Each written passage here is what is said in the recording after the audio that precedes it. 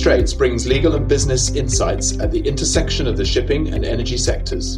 This podcast series offers trends, developments, challenges and topics of interest from Reed Smith litigation, regulatory and finance lawyers across our network of global offices.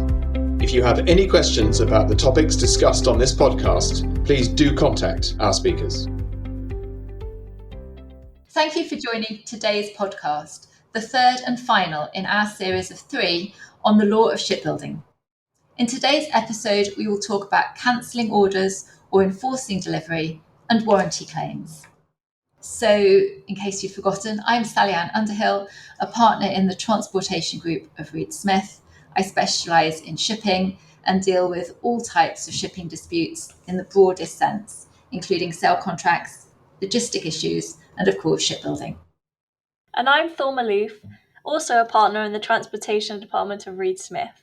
My practice focuses on all aspects of dry shipping, including charter parties, bills of lading, and shipbuilding disputes, as well as logistics.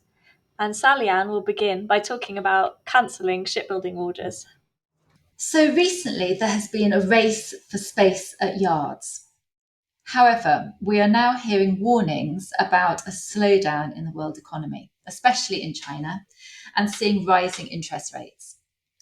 So if a slowdown or contraction of the Chinese economy is foreseen, there may be a host of buyers looking to rethink their decisions to order new buildings. Likewise, the technical developments that Thor mentioned in our first episode, the availability and price of different types of fuels, and world events shape the demand for new vessels. There may be buyers who are now finding that they have ordered vessels which are surplus to their requirements. So, if you're a buyer, in what circumstances can you cancel your order? So most shipbuilding contracts define a limited number of events which entitle the buyer to cancel. And you can sometimes see cancel or cancellation referred to as the right to rescind or rescission. And these tend to include, and I'll give you some examples, things like delays in delivery beyond a certain number or combination of permissible and or non-permissible delays, and they'll all be defined in the contract. Or you could have a situation where there's a failure of the vessel to meet certain performance criteria, such as speed and consumption warranties, or other technical criteria, or some other milestones in the construction process. You might have an insolvency of the yard, or perhaps unusually, a total loss of the vessel before delivery. So these buyers' contractual remedies or cancellation or rescission will typically entitle them, i.e. the buyer, to a refund from the yard of the instalments already paid under the contract, or will allow the buyer to claim under the refund guarantees that I spoke about in episode 2. However, because these rights to cancel or rescind are purely contractual remedies, they would not on their own give a right to claim wider damages for breach of contract. The buyer might want to have such a right to claim damages if it has, for example, sustained financial loss, because, for example, it had to find a substitute vessel to perform a contract that it was due to perform with the new build and it had to cancel. But, and Thor and I have discussed this previously, when a buyer is looking to exercise its contractual right to cancel, it should follow really carefully the contractual requirements for the termination of the shipbuilding contract. And by that, I mean that you need to observe the number of days notice required and make sure that the notice is sent to the correct address by the correct means. And that sounds so simple and straightforward and perhaps obvious, that you'll be thinking, well, that's nothing, but you'll be surprised at how often people make a small mistake. And the difficulty is that if these formalities are not complied with, the right to cancel or rescind under the contract could very well be lost, as it only exists by virtue of the express agreement, which means that you have to follow the terms of that express agreement. And as I say, a contractual right to cancel or rescind a contract is completely separate to a right to terminate and sue for damages for repudiatory breach of the contract at common law. Typically, such a right, that right to damages for repudiatory breach, will only be available for a breach of a condition. And by that, I mean a term that goes to the heart of the contract, or a breach of the contract that is so serious as to, and the terminology used is, to deprive the other party of all or a substantial part of the benefit of the agreement. A vessel not being ready for delivery under a shipbuilding contract will not be a sufficiently grave breach to have that right to terminate and to sue for repudiatory breach. So although you might think that that's serious enough, it isn't. It may be possible to terminate a contract using the contractual mechanism for rescission and at the same time preserve the right to damages for repudiatory breach of contract. But to do so, you have to have a really well-drafted termination notice. And there's a good example of one in the Stocznia Gdynia case, which I can't pronounce, as you can tell, which is a 2009 decision. And I'm not saying that the termination notice in that case would automatically give you the right to both terminate under the contractual mechanism for rescission and claim damages. I'm saying that you have to really think about exactly what the wording of your notice would have to look like. And that's an example of one that worked. So if a buyer does manage to terminate the shipbuilding contract for repudiatory breach, and if the yard has not restricted its liability under the shipbuilding contract, the normal measure of damages for the buyer's loss of bargain will be the difference between the contract price and the market price of an equivalent new building, judged as at the delivery date. And if anyone who's interested, that comes from the Sale of Goods Act, section 51(3). So often these things delay and develop, and the question that arises is, can a buyer reject a vessel at the time of delivery? And whilst theoretically possible, a buyer's right to reject a vessel at the time a yard tenders it for delivery is extremely restricted. So specifically, most shipbuilding contracts expressly exclude the statutory implied terms that you find in the Sale of Goods Act, such as compliance with description, satisfactory quality, or fitness for purpose, which have their own specific rights and mechanisms for rejection. And at common law, so when you haven't got a statute and you're just relying on the common law, the buyer can only reject the vessel if it differs in a manner sufficiently seriously from the contractual condition, so in a way that's not de minimis. And in practice, it's almost impossible to predict what is or what is not de minimis. And the buyer is not likely to have notice of all of the elements of the vessel's non-compliance with the contract. So typically, the parties will agree in the shipbuilding contract itself that the vessel is deliverable if it is in class without conditions or recommendations and not subject to defects or deficiencies which affect the safe commercial operation of the vessel following delivery. Based on my experience of how these clauses work, the difficulty can be that class approval. And if at all possible, I would suggest that buyers should look to tweak the wording insofar as they possibly can, so as to leave open an argument that the class approval is not the last word on the vessel's deliverability. So that was all looking at it from the buyer's perspective. But moving on to the position of the yard, what can the yards do where the buyer is refusing to take delivery? Again, looking at the Sale of Goods Act, section 51 this time, provides that where the buyer wrongfully neglects or refuses to accept and pay for the goods, the seller can maintain an action against him for damages for non-acceptance. The shipbuilding context is a bit different though, because if you think about it, the yard has been building this vessel for a long period of time.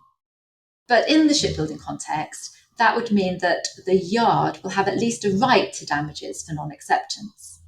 And that would likely involve the difference between the contract sale price and the price the yard manages to achieve by reselling the rejected vessel. But there are difficulties for the yard with this and with that reselling.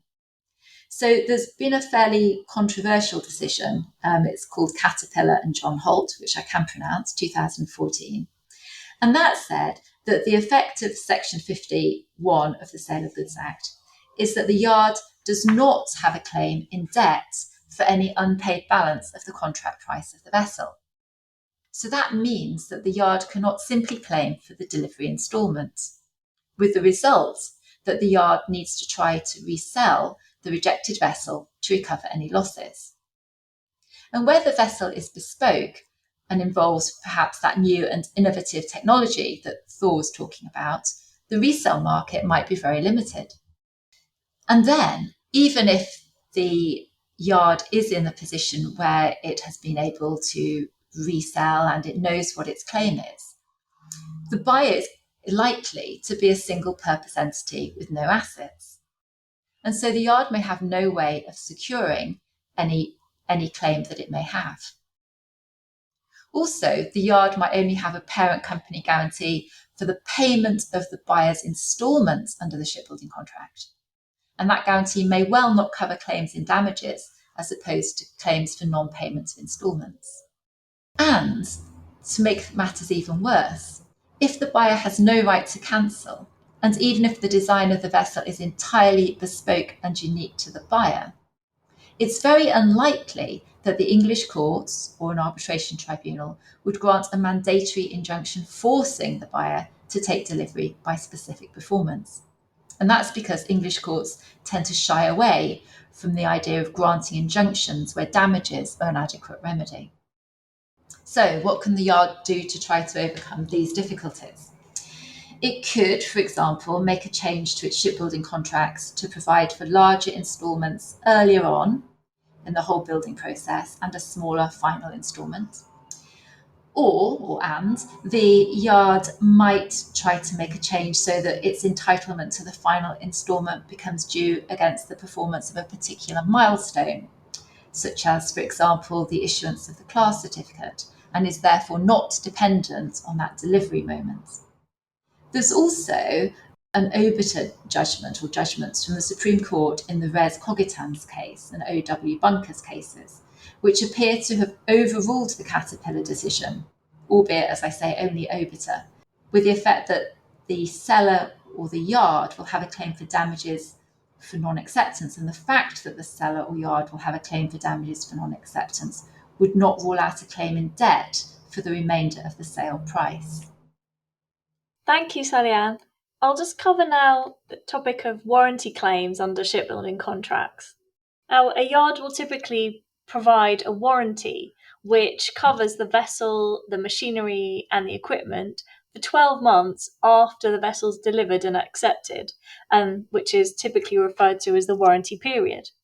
So, if a defect occurs during that warranty period, the yard will be obliged to repair or rectify the defect at its cost.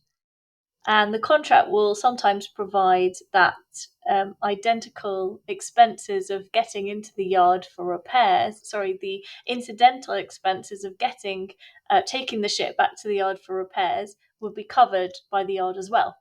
However, other losses, like the loss of use of the vessel to the buyer arising from the defect, so the loss of income trading the vessel, will usually be borne by the buyer under shipbuilding contracts. Where buyers are increasingly placing orders for vessels incorporating comparatively untested, new and innovative systems, the scope for these warranty issues to arise is increased. There are therefore some points that buyers should be aware of. Firstly, warranty claims are subject to really strict time limits.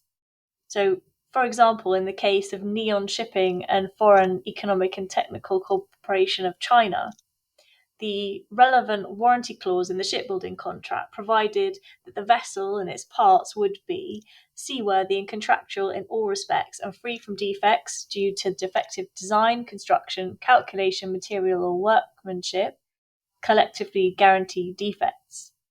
Now, the yard's liability for defects was conditional on the buyers giving notice of the warranty claim within 30 days of the expiry of a 12-month warranty period.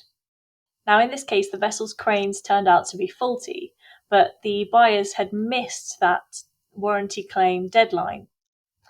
They tried to argue that the warranty clause should actually be broken down and read in two parts, with the words free from all defects due to defective design, construction, calculation, material or workmanship being subject to that 12-month plus 30-day warranty period, and then separate section saying seaworthy and contractual, that the vessel should be seaworthy and contractual in all respects.